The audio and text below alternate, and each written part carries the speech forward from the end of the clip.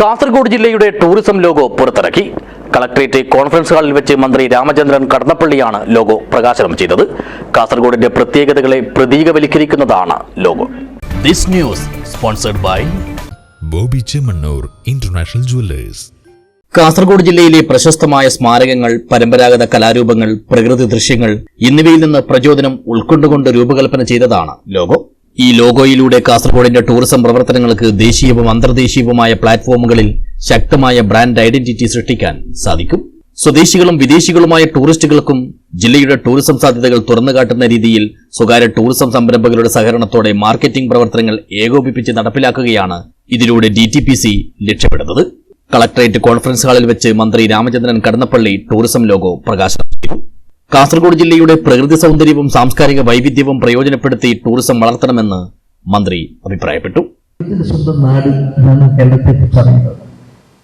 ആ ദൈവത്തിന്റെ സ്വന്തം നാടിനെ അതിന്റെ പ്രകൃതി മനോഹാരിതയെ ജനസിദ്ധമായ സ്നേഹമായി എല്ലാം എങ്ങനെ പരിപാലിക്കാനും മുന്നോട്ട് കൊണ്ടുപോകാനും അത് ടൂറിസം മേഖലയ്ക്ക് എങ്ങനെ പ്രയോജനപ്പെടുത്താൻ കഴിയുന്നതിനെ കുറിച്ച് ശാസ്ത്രീയമായി പ്രായോഗികമായി നമുക്ക് ചിന്തിക്കാൻ കഴിഞ്ഞാൽ ഒരുപാട് നേട്ടങ്ങൾ ഉണ്ടാക്കാൻ കഴിയും.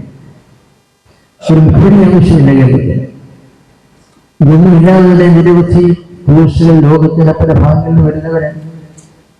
കൊച്ചിയിലാണ് പ്രധാനപ്പെടുത്തിയത്. കൊച്ചിയുടെ മനോഹാരിത, കൊച്ചി കായൽതീര്, കൊച്ചിയുടെ ഭൂമിശാസ്ത്രം, കടൽത്തീരം, നിരവധി വിഷയങ്ങൾ കാണാനും കേൾക്കാനും വിലയിരുത്താൻ കഴിയുന്ന ഒരുപാട് പൊതുകാല ചരിത്രത്തിന് അവിസ്മരണീയമായ ശക്തിമുഖമായ പരിപാടികൾ ഇതെല്ലാം ഉപയോഗപ്പെടുത്താൻ കഴിയുക എന്നതാണ്.